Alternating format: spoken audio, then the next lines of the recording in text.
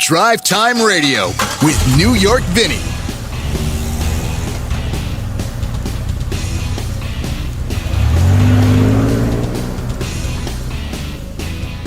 On this week's edition of Yo, Vinnie, what are you driving this week? What if I could show?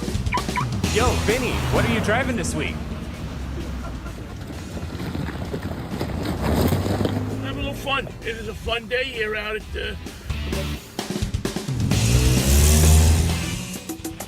You're listening to Drivetime Radio.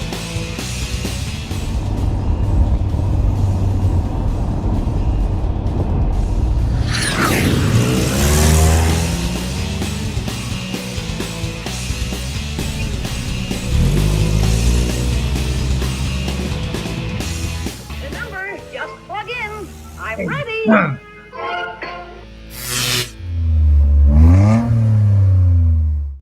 Yes, remember to just plug in and you'll be okay. Just plug into the show and everything will be okay for the next few hours. Well, next hour at least. Happy Valentine's Day and a very good morning to you. It is Drivetime Radio. I am New York Vinnie. We are hanging out here for the next hour or so, talking cars, life, things that are going on, ways that we get through it together. I always like to think that we get through it together because, we're a community of people that's formed here over the last couple of years that I've been doing this show. Gee, more than a couple of years. I mean, this version of the show has been on the air now 6, 7, 8 years since we started doing it back in, even more than that.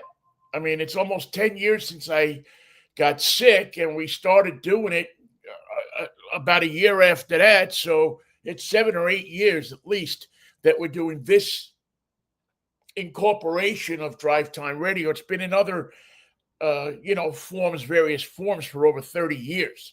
So we've been doing something. There's a lot of people since the explosion of YouTube. There's a ton of people that have been doing car shows. Some of them do really good shows. Sometimes I have the host on this show and we talk and exchange ideas and try to hopefully do something to improve all of our shows. And then there's ones that are, AI and all of that stuff, which is, there's a lot of people that, type some words into a computer and they get a script and, the AI voices it and they don't put any effort into it. And you can tell. You can plainly tell when somebody has put their personality, their rhythm, their thoughts about a show into a show, and they haven't, or at least I can. And I think most of the people that listen to this show can, because this is a show where a lot of the people that listen to this show have known each other. We've met up at meets and stuff like that, and cars and coffee and stuff like that. And hopefully with the weather getting nicer, we'll be able to start to do that stuff again. I really hope to be able to get my show out on the road a lot this summer to different cars and coffee. I plan, and this is in the planning stages, to get the show on the road, the mother road. We are in the planning stages right now of putting the show on Route 66 for the 100th anniversary of Route 66. We'd like to drive the route and, take our time and see some stuff and do a series of 3 or 4 shows from different spots on Route 66. So in order to celebrate the Mother Road's 100th birthday, which I think, is a great, we're going to celebrate the United States 250th anniversary. And I think that we should also not lose sight of the fact that Route 66, the road that so many people took to come out west in the 30s and the 40s through the Depression. You want to talk about a time where people helped each other. Getting out here when you had no money, when you were you know, relying on people that you'd never seen before and probably would never see again for help, for guidance, for a meal sometimes. I mean, those stories that you saw in The Grapes of Wrath, if you saw that movie, are true. That wasn't a very dramatized version of what went on. It was pretty much what people were going through back then. And unfortunately, it seems that people are going through that again in this day and age. Shouldn't be, but it is. And so we'll try to bring you some of that as the weather gets better and it's more of a, I mean, I hope I last long enough to take that trip. It's a trip that I've always wanted to take. I haven't driven Route 66 or a large section of it for many, many, many years. So I'm looking forward to it. Hopefully we'll get, we're talking to a couple of different manufacturers now and seeing what we can come up with to take the car. And I know what I'd like to go with. I'm not going to spill the beans on that because I think it's a little whacked out of a reality, but I know what I'd like to go with. I know I have a second choice of what I'd like to go with, but I'm going to go with whatever I'm handed. You know, I think it's an important trip. I think it's something that hopefully, as I take this trip, I'll be able to have people meet me and drive with me for part of the trip. It's an idea that I have had for a number of years of wanting to do this, something similar to this, but you know, to set this trip up so that you could, I don't know how we'll do it, but you could ride, you know, a few hundred miles with me. More than likely, we would set it up that if you contribute to a charity, you would have an opportunity to ride, talk, see the country with me, and you know, and experience Route 66 together. So keep that in that little compartment of your mind that says things that I might like to do. I think it'd be a, I think it'd be a great. I'm a great road guy. I love the road. I'll ask anybody who's ever taken a road trip with me, except my sister Marianne. I was a long time ago. We took a trip together, and I was not on my best behavior. I acted more like a big asshole than a big brother. So you know, we laugh about it now, and I've apologized to her on several occasions. I don't know how I'll ever be able to make it up to her, but I mean, she was 16 years old, 17 years old. I ruined her trip to California, you know, and I've always felt bad about that. So hopefully she'll come with me on a leg of this trip. And she will get out on the road a little bit. And, you know, she's got stuff going on. And so I don't know how much of the trip she wants to take, but I would love it. I haven't even mentioned this to her, so this is all news to her right now if she's listening. But I would love for her to take a leg of the trip with me so that I just won't take her on the same leg that we got into arguments the last time, because I don't want to take a chance on her reliving all of that, or all of my being an idiot, which I could be when I was younger. You know, I'll be the first one to admit it. I could be a real jerk when I was a kid. Luckily, we've gotten past that, or she's been able to get past that in our relationship. And as with all brothers and sisters, I mean, you always have those times, I think. I mean, I'm sure that there's some brothers and sisters that can say, oh my God, I had a perfect relationship and we had a wonderful time, and we were the best people. Yeah, I know.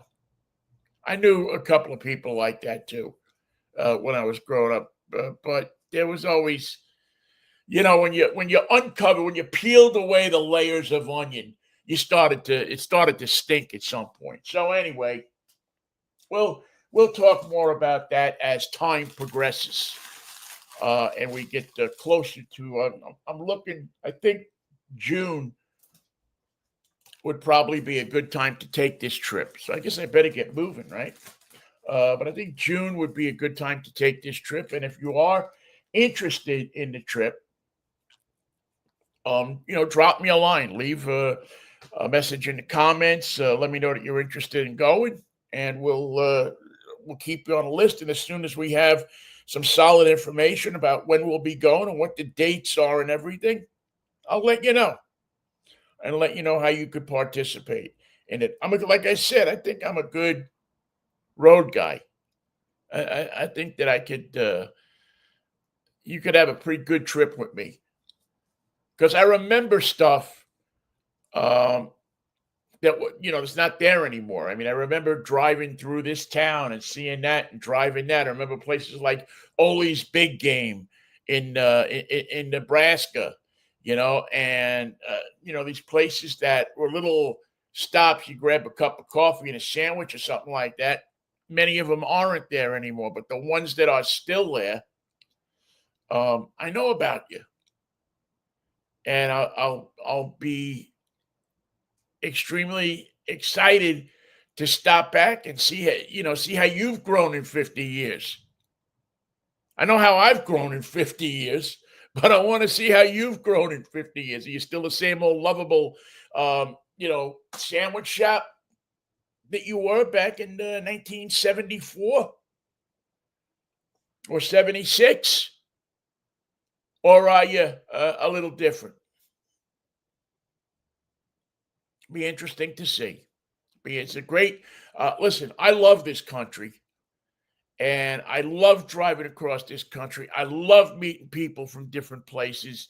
And I don't really, this is not a political trip. This is just to see people, different people, and to leave our political stuff and prejudices and this and that at the door and just try to meet each other on a with a sense of just shaking hands and giving each other a hug and saying hello. Will it change the world? No. Will it change you or where you are or what your life is about? Probably not. I'm not Dr. Phil. I'm New York Vinnie. I'm a guy that, made a living using his mouth to talk to people.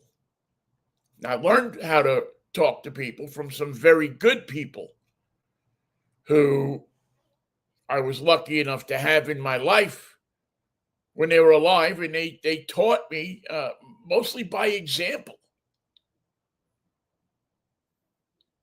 of how to how to meet people, how to talk to them, how to listen to people, not just to what I'm saying and flood the zone with what I think and wear you down so that you'll eventually think what I think, or you'll walk away, or you'll call me a schmuck and smack me or something. The idea is to listen as well as you speak. So we'll have more information on that. It is Valentine's Day. Again, happy Valentine's Day to those who celebrate the holiday.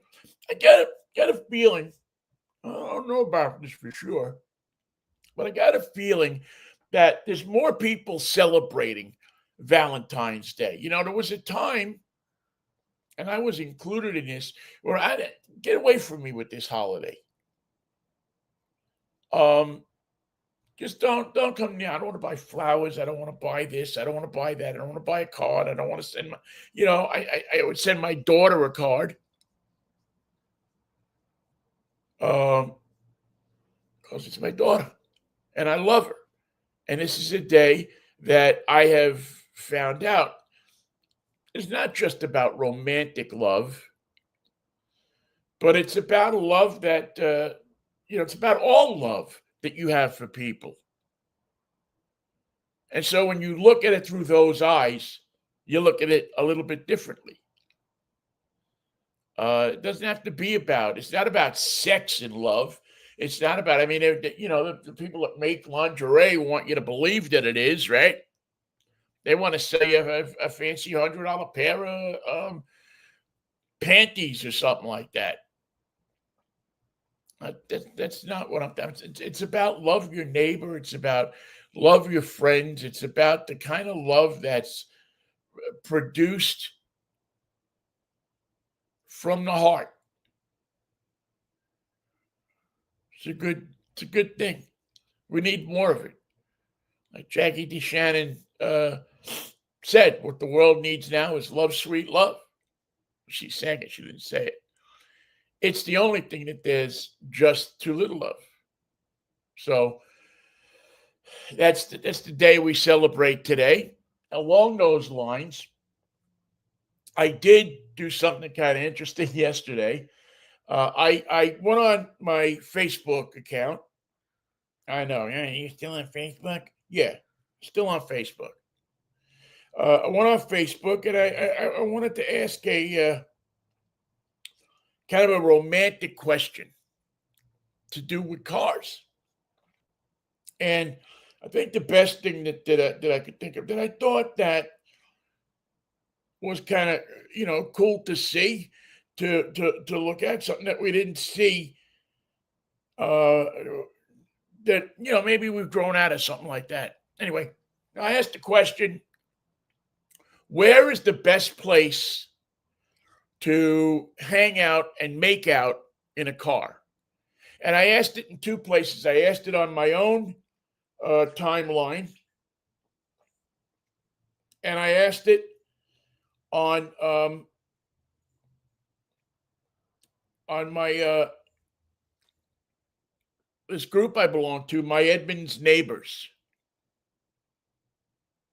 which is a group of people in the town that I live in, Edmonds, in the jurisdiction, are neighborly. We talk about different things, places, businesses, things that are happening in the community. It's a online community of Edmonds residents and people that are interested in the city of Edmonds, the city where I live. I've lived here for the past 6 years and have grown to really love this area. And just I loved West Seattle when I lived there. I thought that so felt like home. Edmonds does in a different way. So anyway, I asked the question of people, what's the best spot to make out that you remember from making out? Now, when I was a kid, the best spot, well, there was a bunch of spots, actually. New York City is so crowded, you had to get online to go to a spot on a Friday or a Saturday night. But the overwhelming choice from so many people, and I thank you for having the nerve to write it down, to put it on social media, to make yourself a little bit vulnerable. But my favorite spot was Astoria Park, which was a park in Queens, for those of you not familiar with New York, but it was right on the East River. And it had just this incredible view of the skyline of New York. It was, it was like you were in a movie. As a matter of fact, that spot has been in several movies. And it was a place where people knew what was going on and nobody bothered anybody. We never had any people hacked to death down there or anything like that I can remember. I mean, maybe I'm missing something. I don't know that there was anybody ever, the stuff that generally rears its ugly head once every 20 years in places like this, the makeout spots. But it was a peaceful place where if you went there on a Friday or Saturday night, you could watch. A lot of people were watching who was it? Was it Jerry Blavat who came up with the submarine races, or Murray the K? Golden gases for submarine race watchers. But, there were a ton of people there. Obviously, the drive-in movies were great spots. We used to go to the WB, the Whitestone Bridge Drive-In up in the Bronx. Even when the South Bronx was at its worst, and I left New York in 80,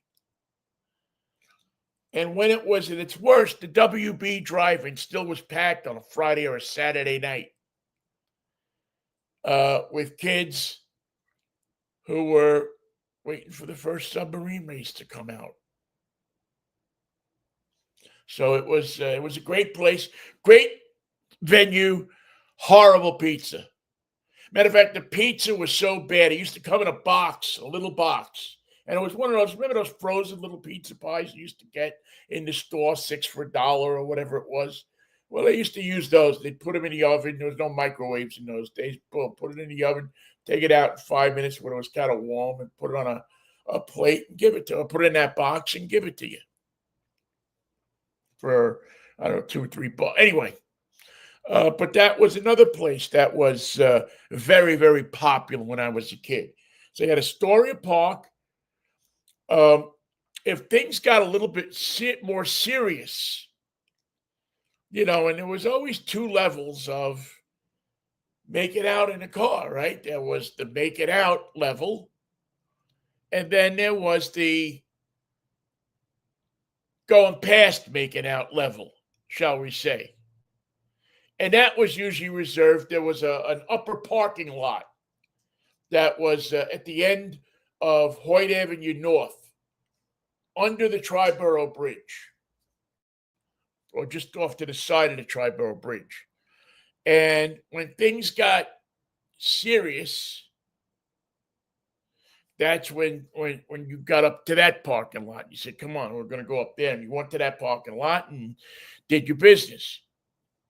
And it was hard to get a parking space there on a Friday or a Saturday night because it was so close to get, the cars were close together. There were so many cars close together. It was how you want to try to find a place where people could see what was going on, who you were with. That was an important thing in those days, who you were with. Because if you're going out with one person, you definitely don't want to be parading that person down in a place where maybe if you were going out with another person, that person might see, because you're busted, right? If you're in a car with somebody and somebody else sees you and you're not supposed to be there, you go and study with Mary Lou, and Betty Lou shows up at the, with her girlfriends in the convention. Oh, is that Eddie's car? And you don't want to have that situation. It's never a good situation, and there's no way out of it. You got nowhere to go. You are in an extremely vulnerable position. So you got to be thinking about that.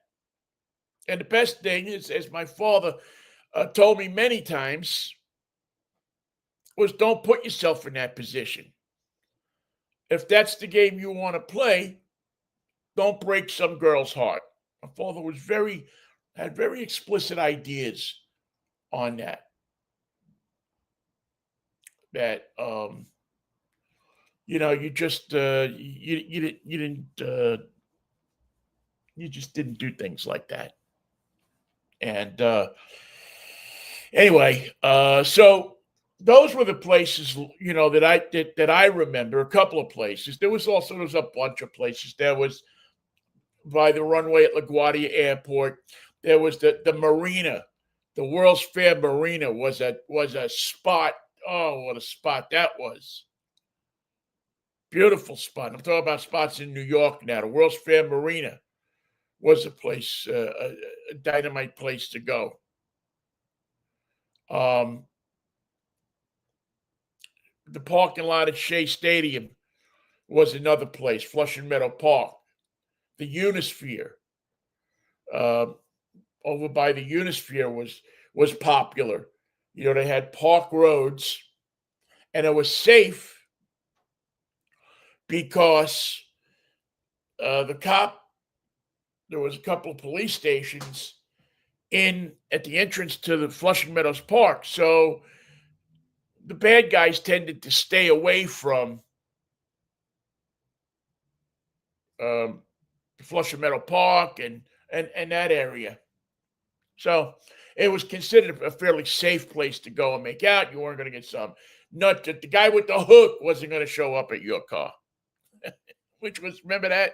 You know, the hook, the whole story with the hook. Anyway, so there were several great places in New York when I lived in Brooklyn, Shore Road, between like 65th Street and Fort Hamilton Parkway was a great spot to sit and make out, except I actually lived on Shore Road for a while and lived right in the middle of that zone. And when you lived there, it wasn't because there were cars all over the place. It was hard if you came home from work on a Friday night. It was hard to get a parking space because so many people were, you know, from 10 o'clock at night till 2 o'clock in the morning, there were scads of people there parking and making out and all that kind of stuff. Still a cool place, though. Still definitely a place that was, you know, and I guess if you were a perv, it was a great place because you could see all these people making out and all the kind of stuff that goes on in those areas.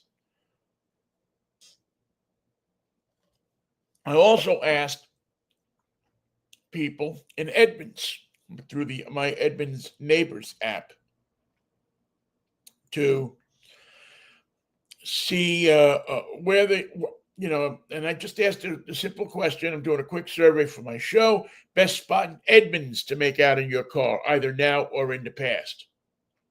And I wished everybody a love-filled Valentine's Day. I got some great answers here. I like this one guy. He says, "Nice try, officer," like I was a cop. But I wrote back and told him I was. So, Sunset Avenue, which is a place that a lot of us go and park our cars now, just to sit and to look at the, you know, the bay, the sound, and to enjoy the ferry going back and forth. You can park there until I forget what time it is. My friend Jessamine checked in waterfront during the Northern Lights. She actually got married. Well, she didn't get married there, but they got married in 2024. And they went down there. The lookout spot on Olympic View Drive. Yeah, there's a small spot if you go down Olympic View, past Casper's. You know, you make a left when you're coming up Casper's toward Aurora 99, and you get to Olympic View, and you make that left by the gas station. You go down on the left. There's like a little park. I think it's a county park. And that looked like great. Water Street back in the day.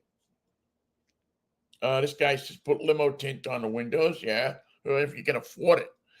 Otherwise, you put a blanket up on the windows. The senior center at the beach before it was remodeled, and the Bluff. Now, I'm not 100% sure where on the Bluff people are talking about. This guy, Chad, says, Keggers at Richmond Beach. I've been to Richmond Beach, and I've seen people down there, and it looks like an ideal spot. A lot of people were in for Sunset. And I thank all of you for your replies and your, your spots. We're not going to send cops out. I just wanted to, it's cars, it's Valentine's Day, and I just wanted to get an idea of where people would go. What else do we got here? A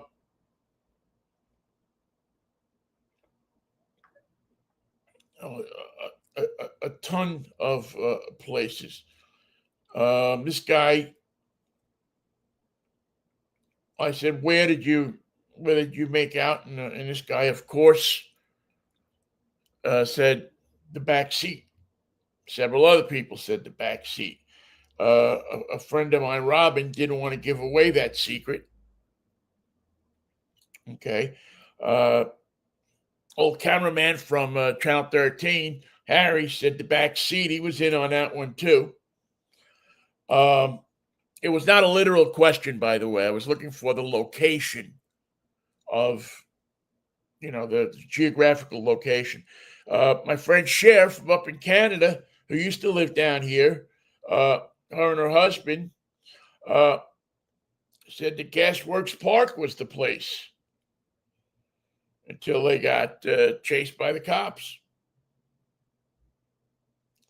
Then she said Shilshole might be a place. I could see that. I could see Shilshole being a place where people would go and hang out and make out and do that kind of stuff down there. This one I like. If literal, then I'd say out the moonroof while parked. I like that. That's when you get the camera out, okay? I mean, all bets, if you're hanging out the moonroof, make it out or more, all bets are off. What else here? Greg said Beasley Hill in Ephrata, Washington. I like that, man. My friend Wayne Unger, Astoria Park. I know Wayne a long time, man. If the tow truck was rocking, don't come and knocking. Insert your vehicle name there. But yeah, Wayne and I drove tow trucks way back when, in the old days. And back in the day, it was my 39 Pontiac that I gave you, Vinny. That was a bedroom on wheels, not joking. Yes, Joey. The one thing that I learned about that, Joey, my friend Joey, gave me at a 39 Pontiac. And he gave me, when the engine blew in the car, he gave me the 39 Pontiac. I think I might have paid him $25 for it or something, or $20. I forget. But he gave me his 39 Pontiac, and I was, 14 years old, something like that. And, we fixed it up inside, me and Freddie and George and Buddy. We vacuumed and cleaned up the back seat, and we'd go and hang out in the back seat of the 39 Pontiac. If the window was open a little bit, it was occupied. The window was closed. Then I'm talking about the crank up window. If the window was closed, you had clear passage. You were okay. Man, I forgot all about the 39 Pontiac, Joey. Holy crap. Yeah. One thing I love about Facebook and one thing I love about this show, and I know I'm spending a little more time in this issue, but it's Valentine's Day. One of the things about this show is that it's put me in touch with people that I haven't seen for years. And I'm so grateful and so thankful to be in touch with those people and know that they're okay and they're doing good. My friend Joey Fontaine, I know this guy since I'm a little kid, because he's 10 years older than I am. And he, if not for Facebook, I would have never, and I always, it's the kind of guy that you just never forget. He, his father, his sister, were just these people that they were such cool people that you just never forgot. And you could imagine if Joey gave me a car, he immediately became the coolest person in my life. And his dad was real cool. He used to keep an eye on us when we were kids. Really, really good. Anyway, Joey, the 39 Pontiac, man. There were just so many good places. I'm just trying to think of a few other places, because I've lived in various places. I know that in Arizona, there's a spot. I don't remember the name of it. That goes, the road snakes through the mountains, and there's one side of Phoenix on the other, and one side of Phoenix on the other. And there's a cool little bar that's up in kind of in the bosom of this place. And the parking lot for that place had more action than a card table on New Year's Eve in any casino you go to. I mean, it was phenomenal how many people were in the parking lot making out. I think some of it was probably due to they probably had a couple of more drinks than they wanted to, and they were waiting for it to kind of wear off. And they said, well, while we're waiting, we may as well, Anyway, great.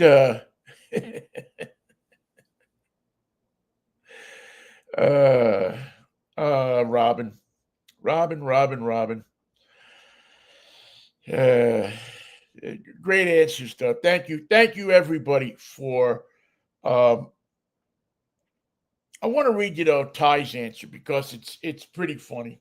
So of course he went with because he's such an analytical guy. He went with the logical, the literal answer. My mom always said it was the back seat of the car, and the back seats nowadays are too small. I concur. When I had a 75 Mercedes-Benz 450 SEL, that back seat was humongous. For the newer cars, the VW ID4 has a large amount of room. My mom also said that she didn't want to see the windows steamed up after I got back from my date. And she said it in front of his date. Yeah, I could see where that would get you a little bit embarrassed there, Ty. My dad was quite the opposite way. My dad was like, if the windows weren't steamed up, or if there wasn't, how when the windows would get steamed up, you'd write something, you'd put usually the woman, the girl would put a heart in there, and, Vinnie loves Penny or something like that. And, and that would stay. That wouldn't leave. That would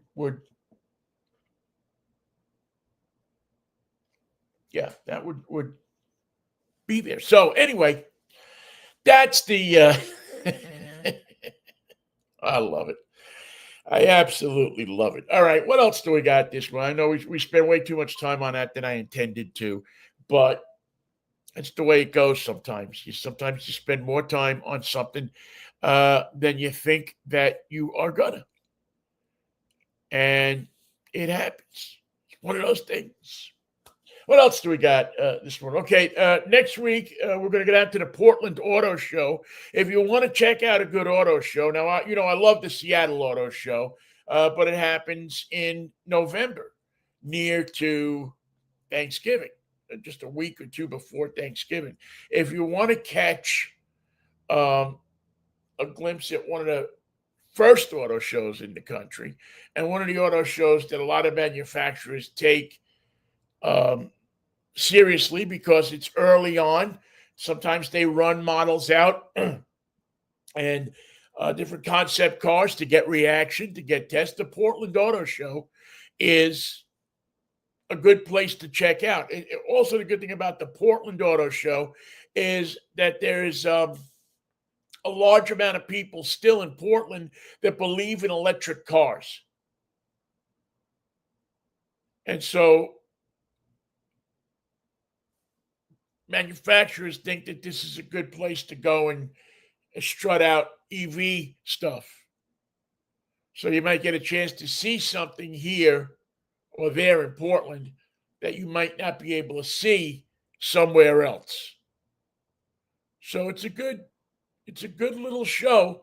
I'm going to go down there. It's media day on Thursday. So I'm going to head down, take what I'm driving this week, jump on I-5 and get down here. Also, while I'm down here, there's a big reconstruction project getting ready to take place on I-5. They're going to replace the drawbridge that goes between Oregon and Washington. Now, as you probably know, I've driven over for years. If you go down to Portland, you go over, there is a drawbridge on I-5 that you go over, and it separates, goes over the Columbia River, and that drawbridge is going to be no more. Boom, it's gone. They're going to build a brand new bridge, probably similar to what they're doing or what they've done a few miles up the road for, what is that, the 205 roundabout connector that goes up by the airport. If you go to the Portland airport, you don't take I-5 down. You get off and you go up, I think it's, or down 205 or 405. I forget what route it is off the top of my head. But you have an alternative. Well, they're going to do the same thing with I-5 straight through Portland. They're going to rip it up. They're going to improve it. They're going to widen it. They're going to straighten it out. They're going to make it beautiful. I'll never get to see it. I'll drop dead before it's finished. Well, I hope not. I mean, maybe I'll be around to see it. I don't know. But the work is starting, but yet there are disputes still, as is anything in Portland or Seattle or today most any city, on how you want to do it. How much, how much it has to be tailored to mass transit, how much has to be tailored to different interest groups that want to get their piece of the action. And it's crazy because the only thing they do is they delay construction. They delay a much needed improvement. I mean, if you've ever gone down to Portland at rush hour or anything close to rush hour, 1 o'clock in the afternoon, it's insanity. People leave at people, that are driving down to California or to Southern Oregon or something, or are going out that way. I mean, they leave 3 o'clock in the morning, so they don't have to get involved in that traffic that starts at 5 o'clock in the morning. It's bizarre. So they're trying to fix it. But delays and groups and this and that aren't just going to let them put it up. They got to get, everybody has to have their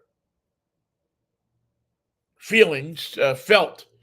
That TV show, Portlandia, Fred Armisen and Carrie Brownstein, so catches the mood of not just Portland, but Seattle, really any city these days where you're trying to get something done. So that's something to, I'm going to try to see if I can get in contact with some, because what happens with some people that we can talk to and maybe sort that out at least a little bit, find out what's going on, because that's an important road for us here in Seattle as well as the people in Portland. We use that road to get to California, to get away from here, to get out of get out on vacation and all different sorts of things. So that road is extremely important to us too. And I want to see what's going on. So we're going to get out and try to, a little early, try to uncover at least some of what's going on there. And hopefully in the next couple of weeks, we'll have a report, be able to report to you a little bit more on exactly what is happening. And get a projected finish date for that project. When could you expect to be able to drive over that new bridge? Speaking about new bridges, another thing that's going on, I don't know if you saw this, but we've talked about this before on the show, the Gordie Howe Bridge. It's the new bridge that is going between Detroit and Windsor, Ontario.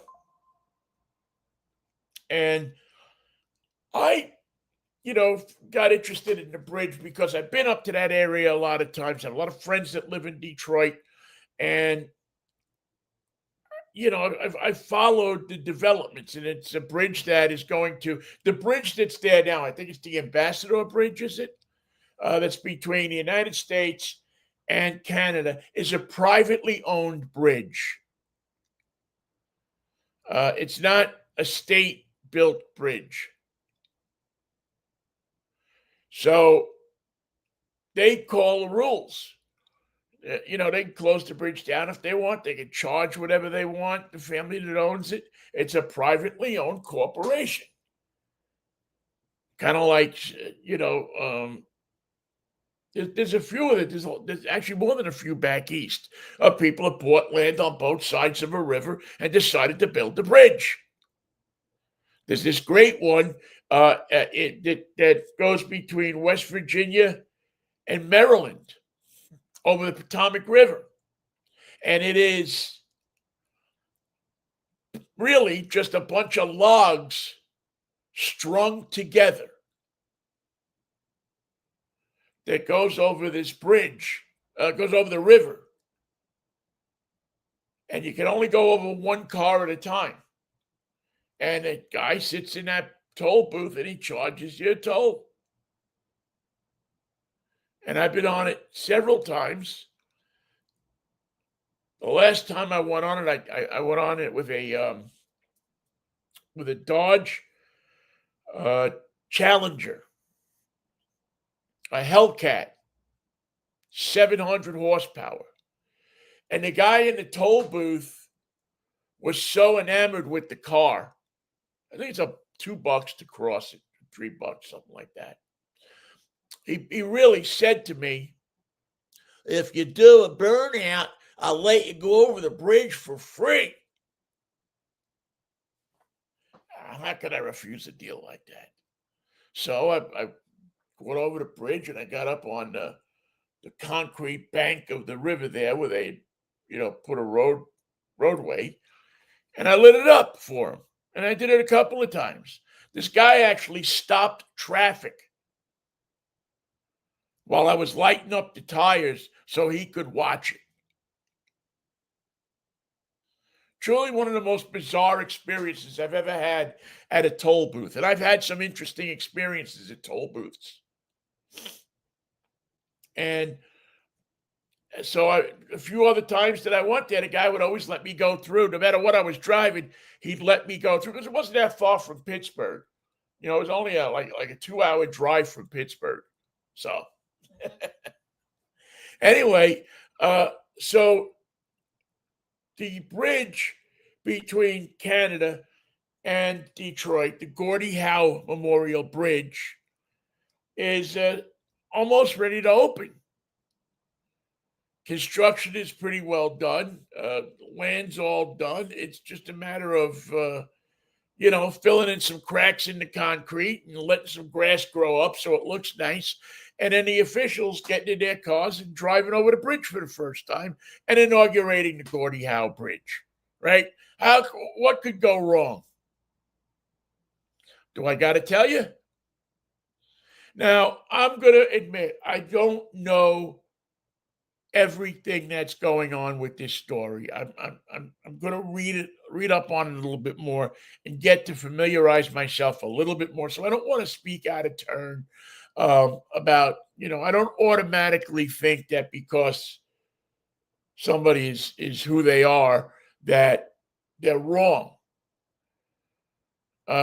President Slapdick may have a perfectly good reason for not wanting to get this thing done and going and getting cars across this bridge and having a nice ceremony for Gordie Howe, who is, obviously left us a long time ago. Well, not that long ago. But,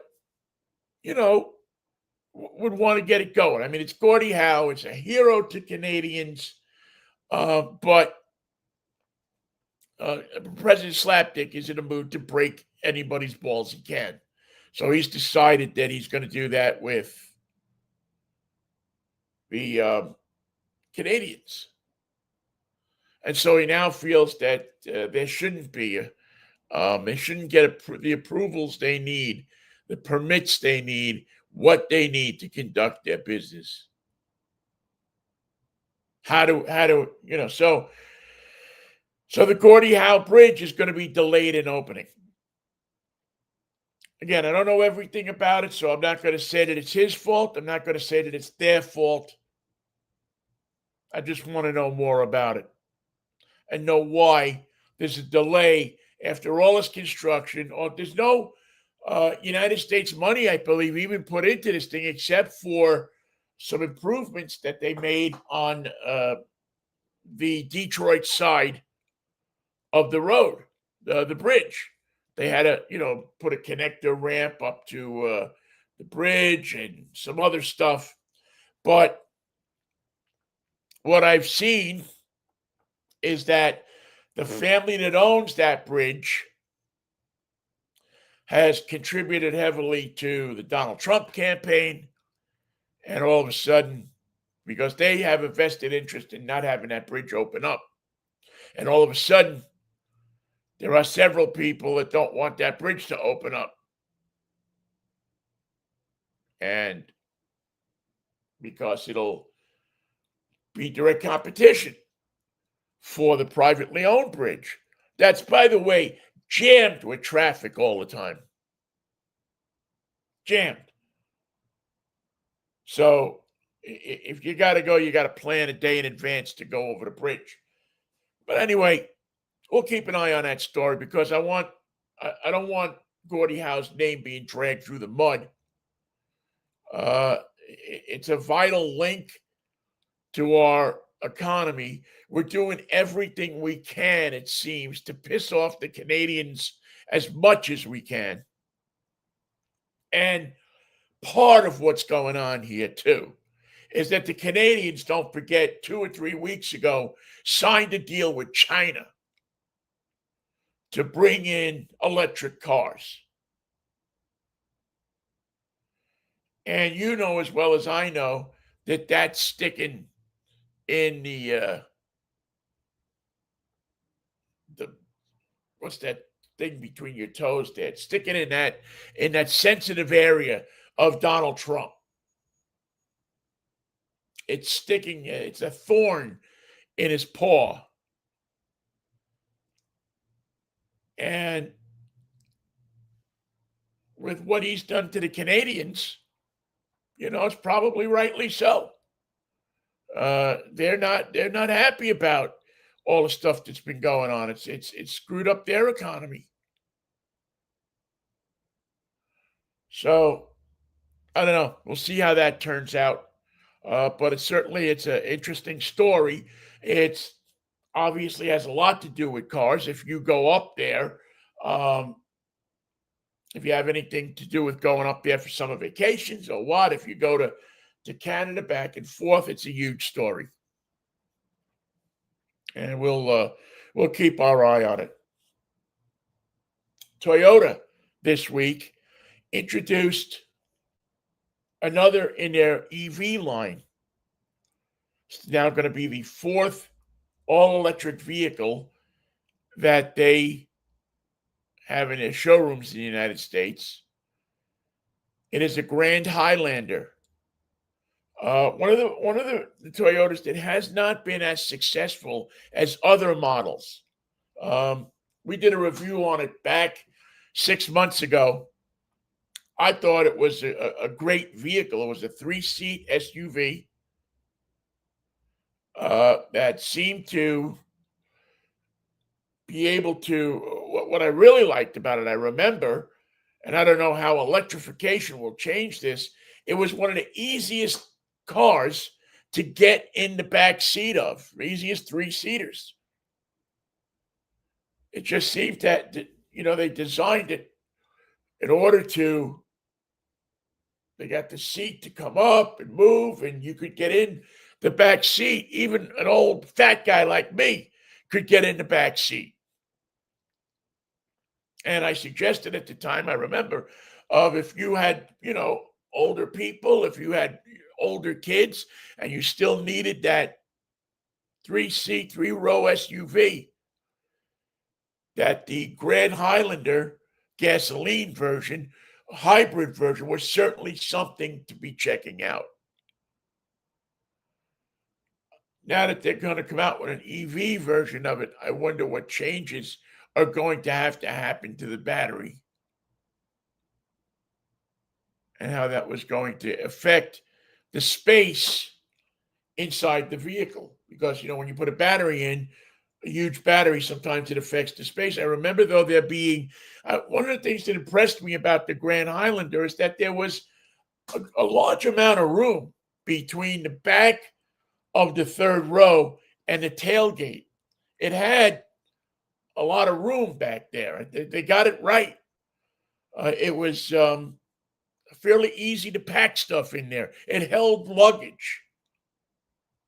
So we'll have some pictures of that coming up for you. I think they're still under embargo, if I'm not mistaken.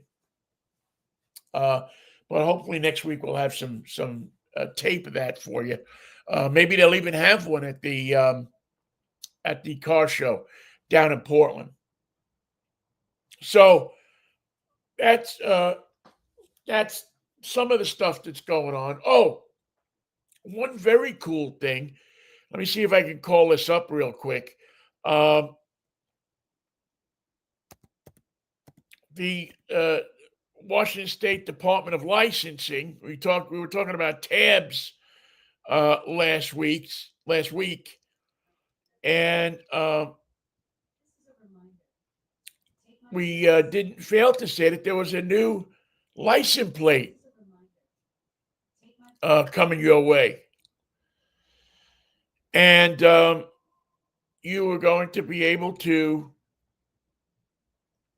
get new license plates for your vehicle in the shape of old license plates. They had the green and white evergreen plates that are being made available for vehicles. Previously, the only way you could get a green and white evergreen plate is to have the classic plates from the year that car was built. Like on my Corvette, I had the green body with the white lettering on my 62 Corvette that were issued in 62. I had the tabs, put them on the car. No problem. When you paid a fee, and boom, you did it. 1, 2, 3. Well, now they have come out with this EV plate. I don't believe that they're just for EVs. I believe that anybody who wants to pay, I think it's $175 for the plates, can get them for their car. And I thought that, it's a very plain plate, but I thought it was a very cool looking plate. And again, I'm trying to call up a picture of it here real quick, but I just thought that it was just a good looking license plate. And the only thing I didn't like about it was that they're not going to be stamped plates. They're just going to be the embossed plates, the flat plates. They won't have the numbers stamped in them, which I always like. I like that number that's put in there, boom, stamped in it. I guess I like the idea of the prisoners spending their day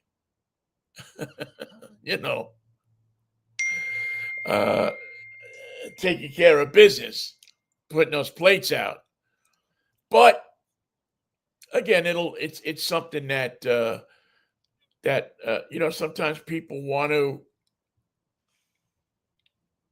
spend a little extra money and get personalized plates and stuff like that. And I always think that that's again, always cool to get that. And I'm just looking up right here. I'm on the website. They have the how you get the specialized plates. They have special design plates. You go there, the throwback plate, and I mean they have a bunch of plates. They have U.S. Armed Forces plates, military services plates. What I do think, I hope that this is I haven't gone into this, but I do think that if you are a disabled veteran, you ought to get those plates for free. They have a prevent veteran suicide emblem on plates. There's a bunch of different plates that you can get. Collector vehicle plates, as we talked about a little bit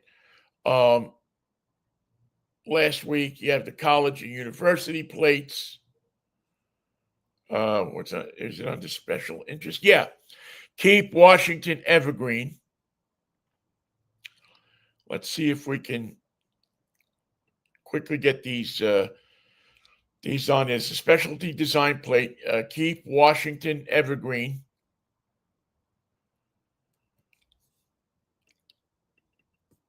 They don't have it expandable, unfortunately.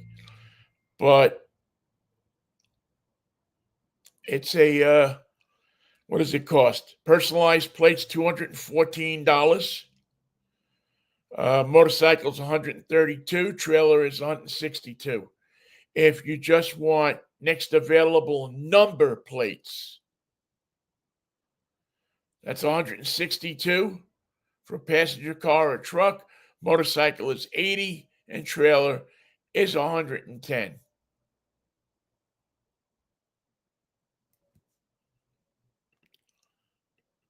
And like I said, I'm trying to get the plate up here, but it doesn't seem to be working for me.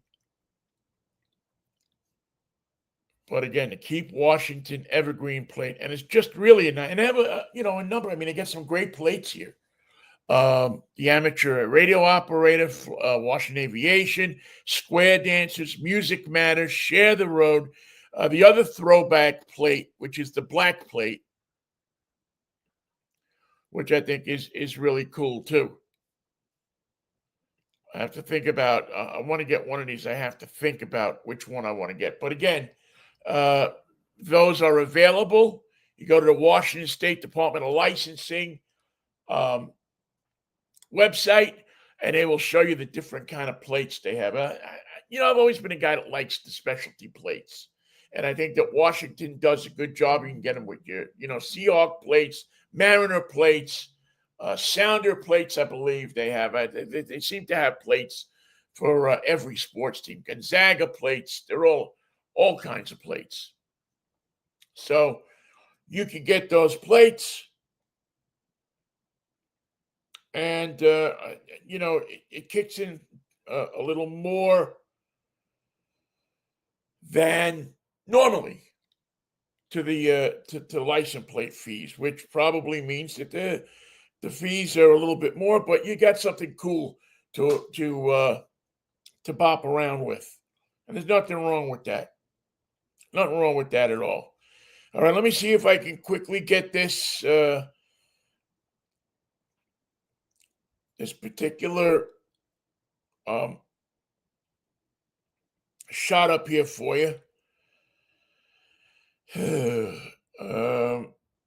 And then we will see, because I want to show you the Vinnie, what are you driving this week car that I'm driving this week, because it's a cool car. And the more I drive this car, the more I like it. By the way, the Mustang, which we will review in depth next week, could turn out to be the best car that I've driven all year, as far as accessories. It really, I mean, it really gets a little whack sometime because you're driving cars and you're looking for different things for different cars. But this car, I gotta really admit, the Mustang Mach E was incredible. Was just a fun car to drive, and the karaoke machine made it 10 times better. It really did. I hate to say it, but it made it a lot better. All right, let's take a look at this one. This is the Subaru Crosstrek Hybrid, and I just thought that this was a is, and I just got it on Thursday, so I didn't get a chance to put it really through its paces. But there's a lot new here for 2026. It's a redesign. The engine's been looked at and taken over. I mean, it's just a lot new on here to go through and find out. The basic Crosstrek, everybody I know that owns one loves them. And it's a vehicle that it serves a lot of different purposes. If you are one of those people that like to go to garage sales and stuff like that, the back seats fold down. You got plenty of space in there to put stuff. If you are a person that likes to take road trips, the eyesight system and the lane keeping system and the safety system in this car is as good as anyone out there. It really has. It really is geared towards safety.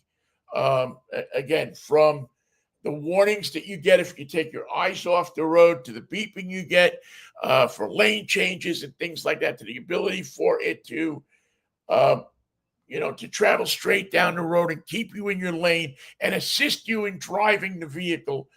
Their systems are spectacular. The only complaint I ever had with Subaru really was that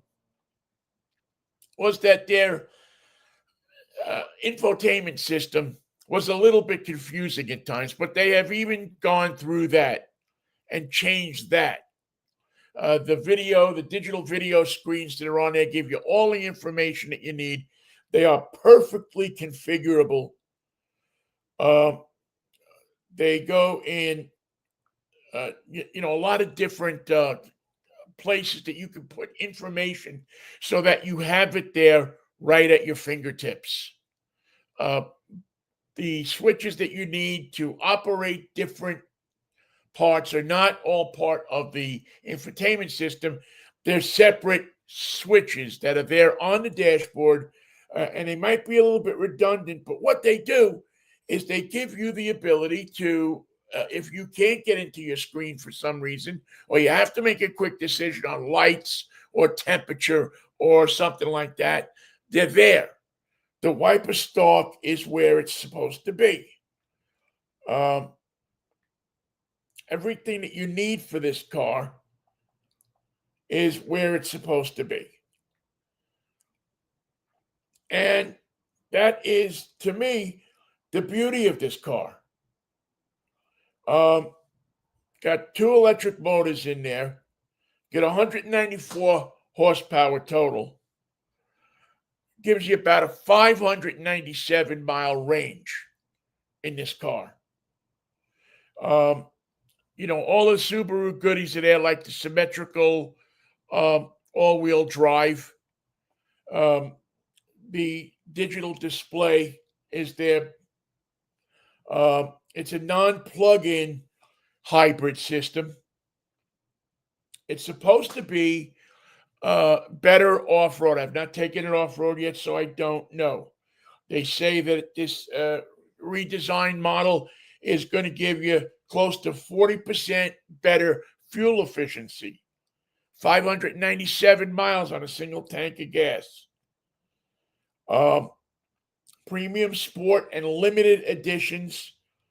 $33,995 for the premium, $34,995 for the limited. This particular color that I know you're loving is Sand Dune Pearl, and it's a beautiful color on the outside of this car. And one of the things that I noticed in this car is the interior, the stitching and everything. You laugh, Vinny, you're making a big deal out of some orange stitching. But I think those little details is where Subaru, hits above its weight, hits above its average, because those little details make it a little bit more pleasurable to get in a car.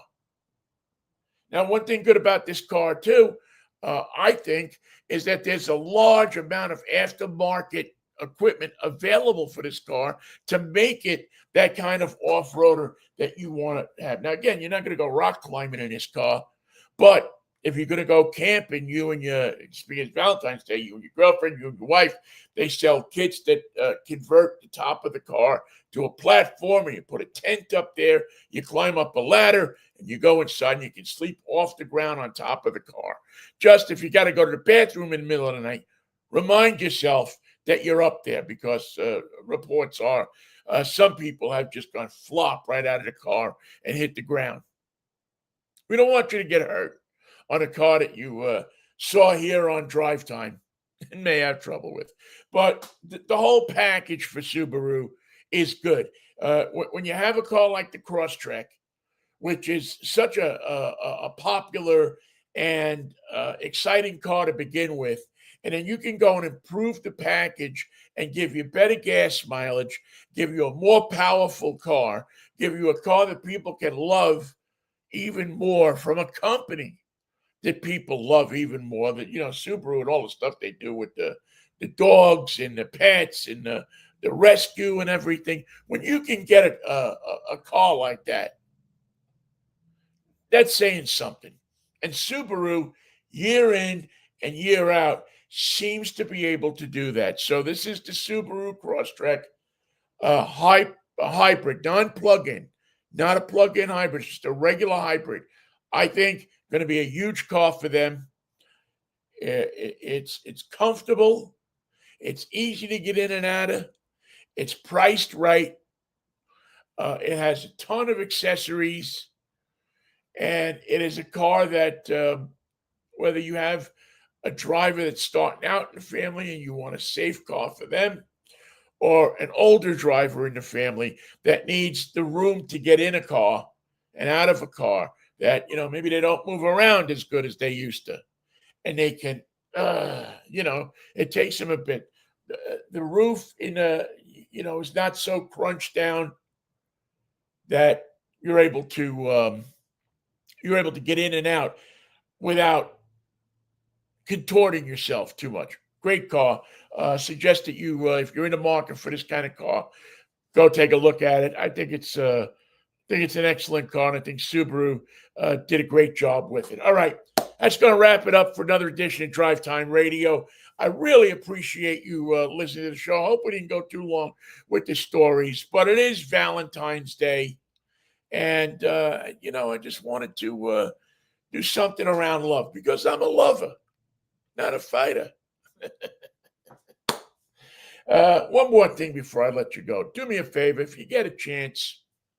There's a lot of people in nursing homes, rehab facilities that don't have anybody on this Valentine's Day.